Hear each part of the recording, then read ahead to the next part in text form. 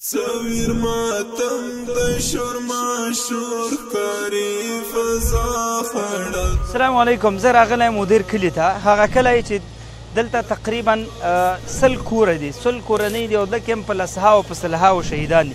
زما تر شا چې کوم کور وینې دلته کې هم 10 نفره شهیدان شوي په دغه تخته یې لمبولي.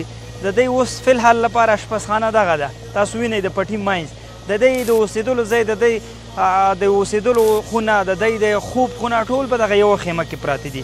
د دغه خلکو لپاره قمر بنسټ غواړي کورونه جوړ کړي، اساسي او بنیادي جوړ کړي. په کلکه هرات کې چې جوړ کړي، همدارنګه د افغانستان په مختلفو ولایتونو کې قمر بنسټ کورونه تر 300 پورې کورونه یتیمانو ته، مختلفو غریبانو ته، مسکینانو ته جوړ کړي دي.